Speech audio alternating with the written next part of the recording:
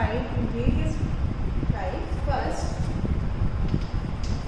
on the basis of classification, on the basis of interaction between dispersed phase and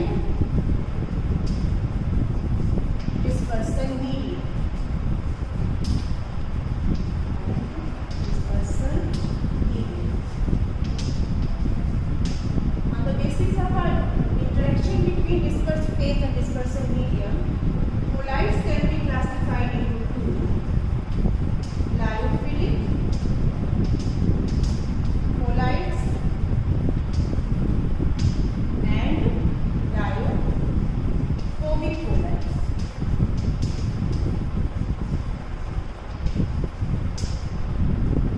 In lyophilic colloids, interaction between dispersed phase and dispersal medium is maximum. Means dispersed phase are properly interacted with dispersal medium and form a colloidal solution.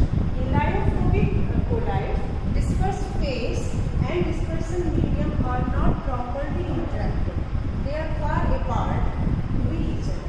So, if we discuss the properties of the lyophilic and lyophobic colloids, so properties. First, ease of filtration. Ease of filtration. Lyophilic colloids can be easily prepared. They are easily prepared. Whereas lyophobic colloids, they are not easily prepared. They require some special method for the preparation. Special method. Lyophilic simply can be prepared by dissolving a dispersed phase in dispersal medium. Whereas in lyophobic, they cannot be prepared under ordinary conditions, under ordinary room temperature and pressure. They require some special method. Second,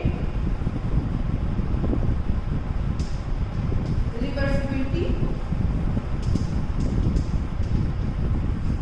Lyophilic colloids are reversible in nature. They are reversible in nature. Whereas lyophobic, they are irreversible in nature. They are irreversible in nature.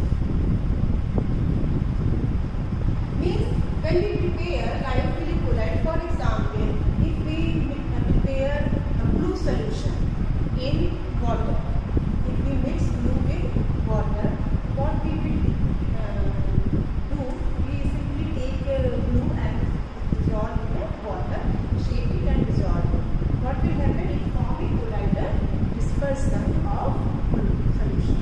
And after some time, if we want to separate it, we can separate it and simply evaporate the water by heating the colloidal solution and collect the water by a distillation method. We will get water in one flask and glue in another flask. If we want to prepare again lyophilic solution, we can prepare. We again, if we add water in a glue and dissolve it, we form again lyophilic colloid. Where in case of lyophobic, it is not so. It cannot be prepared under ordinary condition again. Third,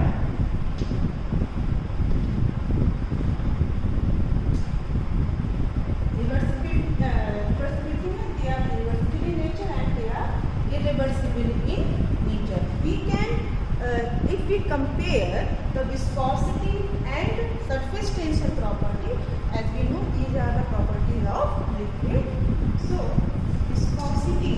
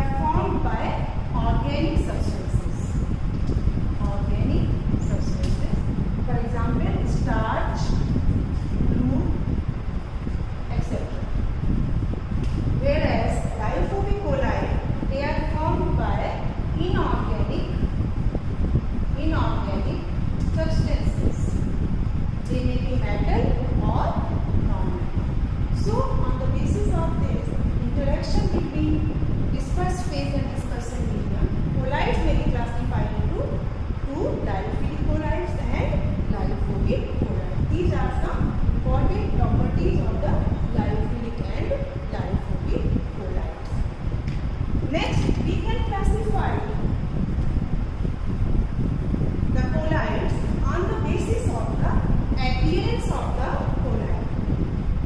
Second, on the basis of the adherence of the colloid, colloids can be classified into two, salt and gel. On the basis of the adherence of colloids can be classified into two, first salt and second gel. Salt, they are fluid-like appearance, fluid-like.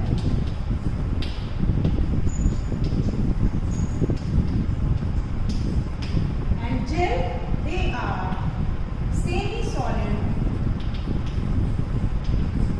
like appearance. They look like a semi-solid appearance. For example, toothpaste, gel paste. Let's see, these are the examples of gel. Salt, they are a fluid-like appearance. Gelatin is one of the examples which can exist in salt as well as gel form. Gelatin, when it forms salt at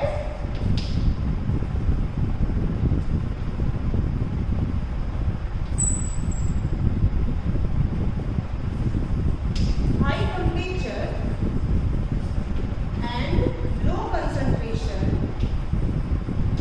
it forms salt. At low temperature and high concentration, it forms gel.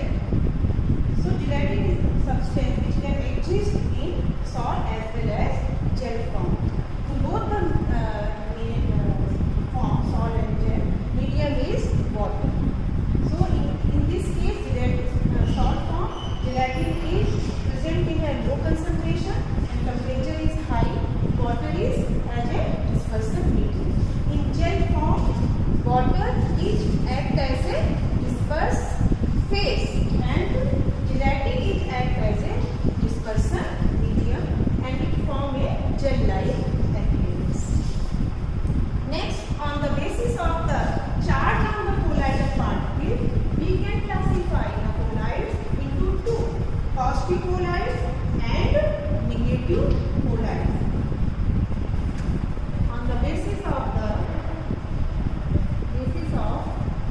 charge on the dispersed phase.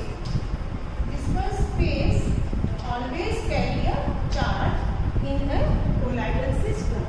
So it may be positive colloid. If dispersed phase carries a positive charge, then it is called a positive colloid. If dispersed phase carries a negative charge, then it is known as negative colloid. For example, ferric hydroxide, the example of positive colloid, methylene blue. Negative colloid, arsenic sulfide. They are examples of negative colloid. This can be classified on the basis of charge on the dispersed phase. Next, on the basis of the nature of the substance, we can classify the colloids, nature of the